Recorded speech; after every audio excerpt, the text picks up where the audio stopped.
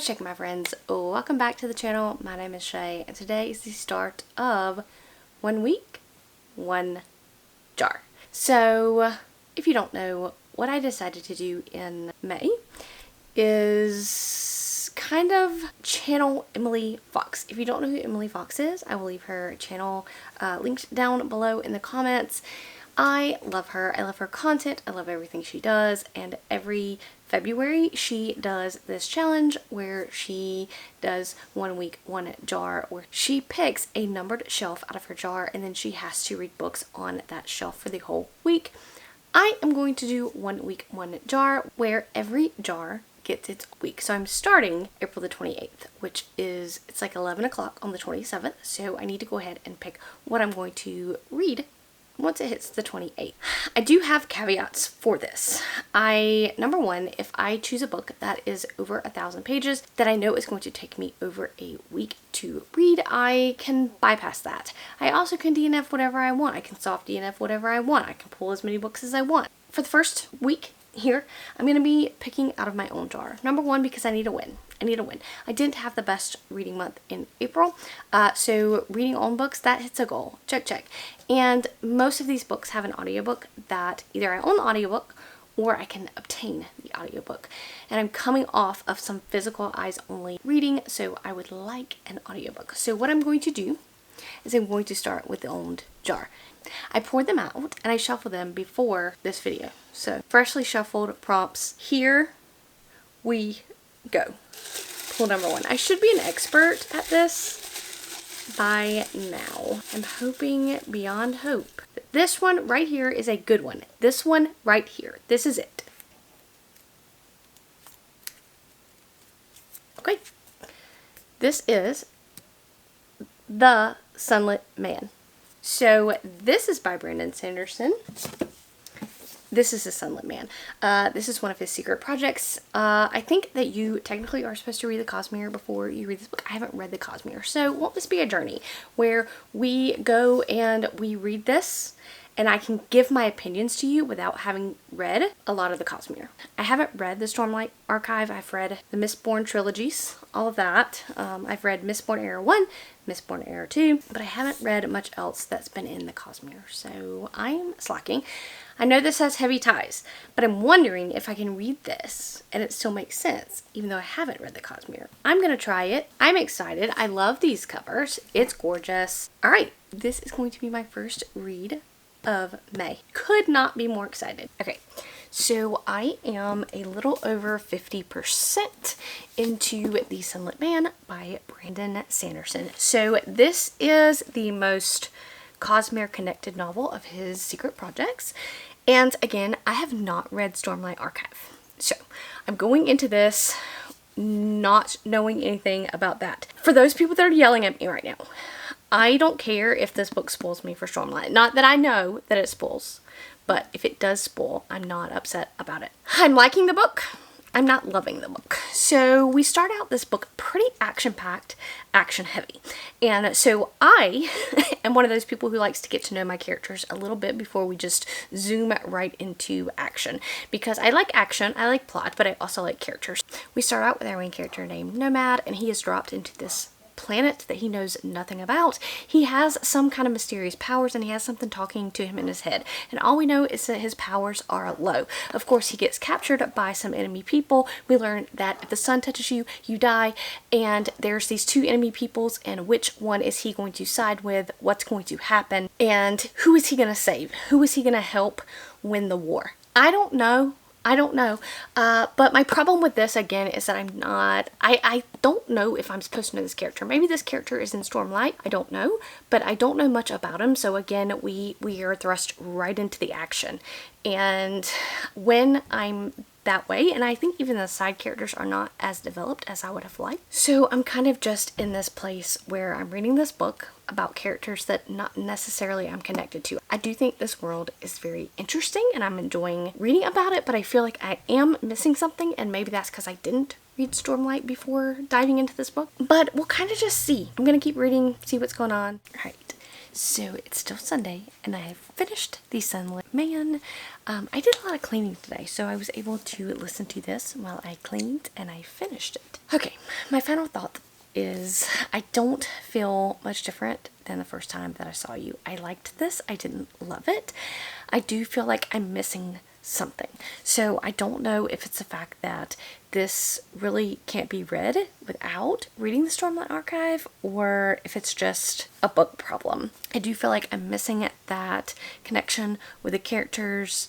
I feel like I'm missing something. So overall, I'm going to give this book 3 stars. I'm not mad that I read it. I think the illustrations in this was really beautiful and it added a lot to the story.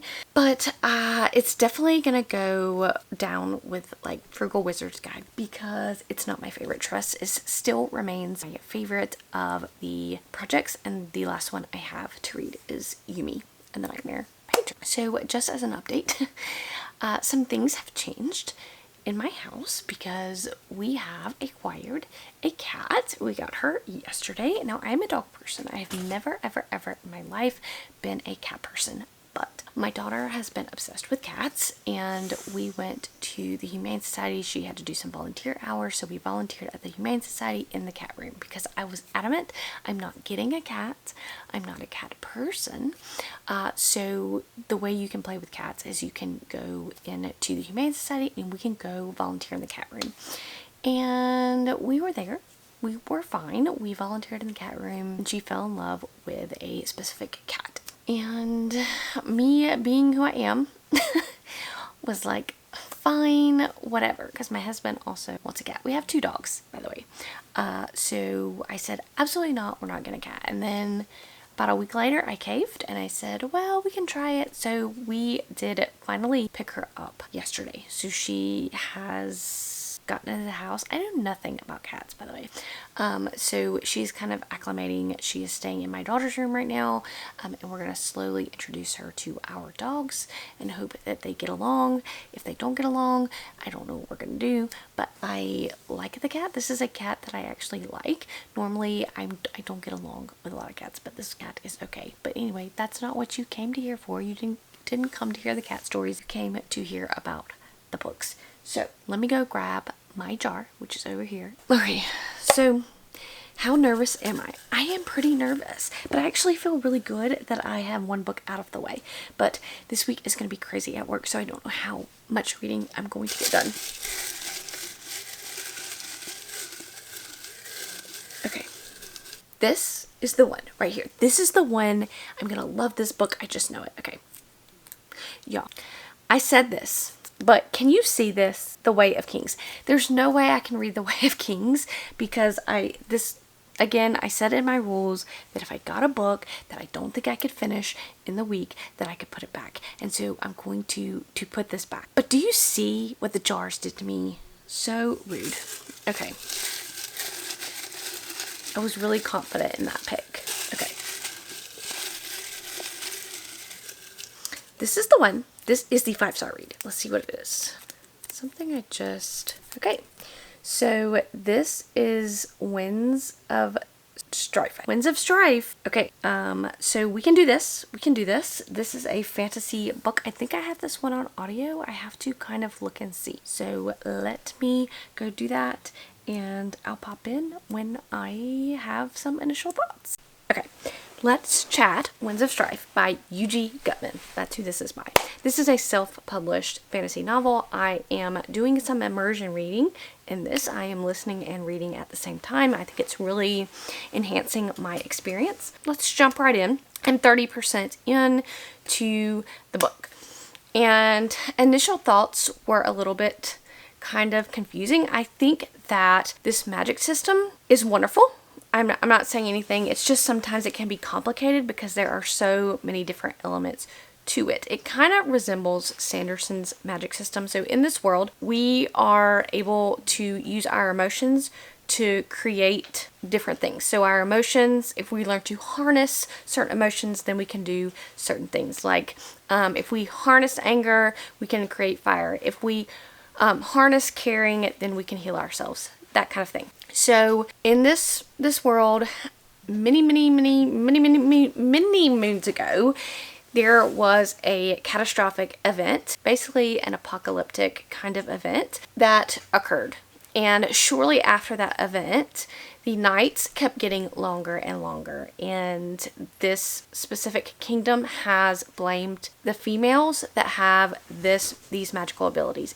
They think that it is a female with magical abilities that has created this catastrophic event, has made the nights get longer and longer. So in this kingdom, our king has outlawed women to use magic. So the magic in this world is called sincerity. So men can use it, women are outlawed against it. So in this kingdom, we have these harbingers, and their job is to go out and kill these witches. So again, males, the harbingers, all of them, they have magic powers. Okay, misogyny, all right. They have magic powers. They're able to use it, no big deal. They can use it. However, women who have these same magical powers, okay, they're called witches, and they're hunted down and they're killed. Okay, so we're following our main character, Nye, who, it's kind of like his revenge story. Something very terrible has happened to him when he was younger, and he has now infiltrated the king's ranks. He is now a sun harbinger for the king. He is one of those men that goes out and kills these female witches. However, we learn that he's infiltrated these ranks in order to, basically, he wants to overthrow the king because he doesn't believe what the king believes. He doesn't believe that these women are bad. But in order to do this, he has to make himself trusted.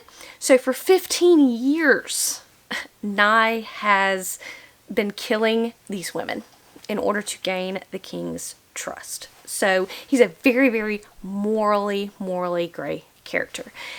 He does kill, ruthlessly kills women. He tries to save some of them, and then he brings them back to his house. And so there are a group of witches that he has saved that are in kind of like hiding, whatever. The problem is that Nye is very morally gray because of what happened to him a long time ago. Since then, he has had this monster in his head, which he calls the madness. So mental health is a big thing in this. So is he really insane? Because obviously, coming from outside looking in, it appears he's talking to himself. So people call him insane, think he's insane. Now, us as a reader, we can hear what this voice is telling him. Is this voice an actual monster that lives in his head, or is this like a mental health issue? We don't know. As a reader, we don't know. Okay, but he is very morally gray. He's very abusive to even the witches that he saves. A lot of trigger warnings for this book. I think especially for domestic abuse, any kind of abuse, I think is very, if you have a lot of triggers, I would check my trigger warnings. So we get this kind of group of people that he has saved in some sense or another. And then we get him, and then we get the king's daughter, who comes into play because the king wants Nye to harness her love and marry her so that she doesn't get the ability to practice magic. So anyway, I don't know how she's going to play a part in this. I'm interested in the story, but I'm 30% in, and while I liked the setup, I liked the build, I liked getting to know these characters, I'm kind of wondering where the plot is going to go. We have all of these parts and all of these pieces. I don't know how they're all going to fit together, and obviously something's going to have to happen with killing these women and these witches and this rebellion of, trying to overthrow this king. So I'm interested to see where the actual plot is going to go.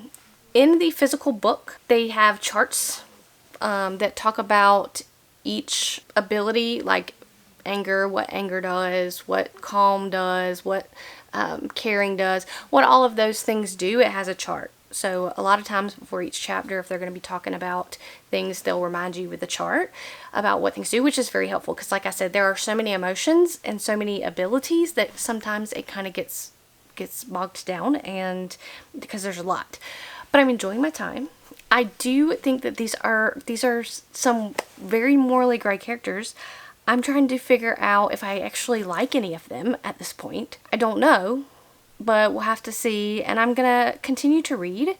I don't know when I'll check in next. If I have any differing thoughts, I will. I've heard that it takes a good 50% to really get the plot going. So, because right now I just feel like it's a bunch of introduction to the characters, introduction to the world and what's going on, and not really focusing on moving the plot forward, if that makes any sense. So I'm going to keep reading and just see how my feelings are at the 50% mark. Right now, I'm just, like I'm saying, I'm so-so, like I'm enjoying my time, but I don't feel like this is the best book ever, if that makes any sense. But I feel like things may change as we go forward. So interested to see, and I'll let you guys know my thoughts in a minute.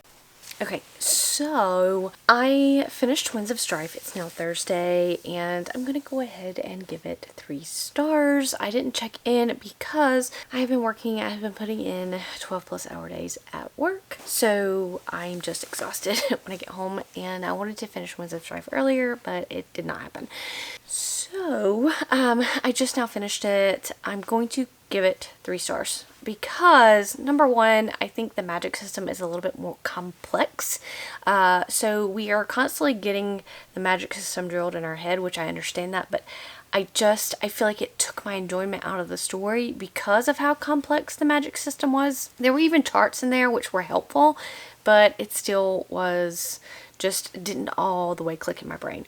Also, we're talking about a very grimdark world. We're talking about characters that are morally gray and that you don't really like. So while I did like some characters, there were a lot of characters that had no redeeming qualities to me, and I did not enjoy following those characters.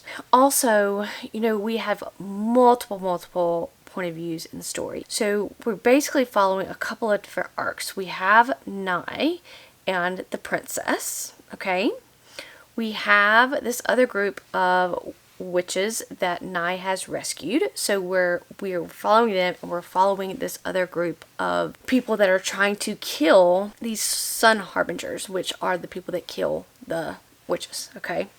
So there's like 4 people in that group, 4 people in the witch group, and then there's Nye and the princess. So we get some chapters from the princess, we get some chapters from Nye. We get chapters from each of the individual 4 over here. We get chapters from each of the individual 4 over here. We even get some chapters from the king. So it was like, while I'm in the head, but it's too many characters, I feel like, to have been in the head of or changed points of view. I also, you either love the epilogue or you hate the epilogue, and I'm in the camp of I didn't like it. I didn't like what it did to the whole book. And then I kind of felt like, okay, I just spent a lot of time reading this book. No spoilers, but I wasn't a fan. I don't think this is a series I will continue on with at this point. I think it's been like 3 years since the first book came out. So I had no clue when book 2 may be out, and I don't know if I'm going to read it. I'm kind of interested to see what happens after the epilogue. However, I am very kind of mixed on the epilogue, okay? So that means that I have 2 days to pick another book, read another book, finish another book. Okay, so I know that I'm going to work probably a 12-hour day again tomorrow. So I have a little bit of time left on Friday and then all of Saturday to get a book read. So I'm going to try to pick something short. I want an audiobook, of course, because I don't think I can read a physical in that short amount of time. So let's see. Here's one. Who's to say if this is what I'm going to read? Okay. All right. This is Gideon the Ninth. So I don't know how to feel about this because I just came off of a confusing book, and then I hear that the Gideon the Ninth is so very confusing.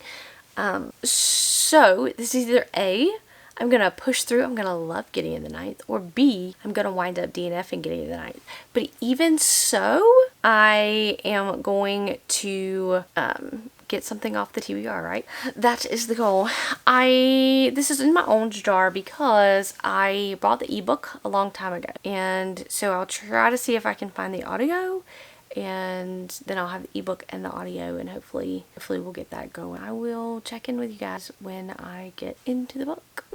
Pardon the way I look, but I'm 50% into Gideon the Ninth, and we all have assumptions going into reading this book. I've heard it's confusing. I've heard you don't know what's going on. I've heard all of those things. I think this book purposefully withholds some information, so you're constantly guessing of what is occurring, but I'm not all out so confused I can't follow the book, if that makes any sense. It's Saturday night and I am behind where I want to be. I thought that I would have finished the book by now, but I'm still at the 50% mark. So that is how it goes. But we're following Gideon, and there in this world there are 9 houses, and Gideon is from the 9th house. The 9th house's responsibility is to guard the locked tomb. We don't know what the locked tomb is, but Gideon has been abandoned when she was a little baby. Her mother landed on the planet and abandoned her, I guess, and we are following her now that she has been raised by the 9th house. Her mother has died, by the way, just abandoned her. So she's been raised by the 9th house, but she hates Harrow, and Harrow is the leader, the lady of the 9th house. She hates Harrow, Harrow hates her, and she wants to get off of the 9th house. She wants to escape. That's her dream. And she finally decides, I'm going to do this. And then Harrow comes and she basically wrecks these plans. And there are some secrets going on in the 9th house. The actual Harrow's parents, who were technically the rulers of the 9th house, committed suicide. And she doesn't want anybody to know that they've committed suicide because some things will go down, and she kind of has them in suspended animation so nobody will know that they're dead. So Gideon knows the secret, and so that's what she's like, I'm gonna go tell everybody your secret if you don't let me go. But things backfire, and essentially Gideon is kind of forced to be her cavalier. The head necromancers of these houses have been invited to this competition-like thing to gain lictor status. Lictor is just like, they're going to be a very, very powerful necromancer, immortality, things like that. So they have been invited, and Harrow did have a cavalier, which I guess is like a bodyguard. I don't really know. It's just, she did have a cavalier that's trained, and oftentimes these cavaliers died, and the cavalier, her husband, has trained forever, but he escapes and he leaves, and so Gideon is forced to be her cavalier in this competition training like thing. So they leave and they go to that, and that's where the story kind of takes off, where the main portion of the story takes place, is in this competition like thing where they're trying to gather keys to win the trials. And so we just kind of have like some murder mystery in this story. We have a lot of different elements in the story as we're also learning about Gideon. And again, I don't know how I feel about the book. At the 50%, it's fine, but there's nothing that's really stood out to me that, man, I really love this book. I'm not super confused, but it's just, I feel like the world building is lacking, and that's what's making me be like, oh, I don't really know, because I don't know a lot, but I think that some of that could be intentional. I don't know. That was a lot of me chatting about what Gideon is about. There's a lot of characters because you have 9 houses, so 9 people and their cavaliers. So there is a lot of that. I don't have a glossary of which or what are what characters, so it does lead to sometimes I'm confused because I don't remember, oh well, which character was that? But overall I'm enjoying the story. But again, I can't say that I love it, so I'm gonna keep reading. And that was a lot of words for me to say what that was about, but I'm gonna keep reading. I'll check back in when I'm finished and give my final thoughts. So far in this in the month of May, out of my own jar, I've given only 3 stars. And to be quite fair, if I'm talking about how Gideon looks to me right now, probably 3 stars. So, but I'll pop back in when I'm done.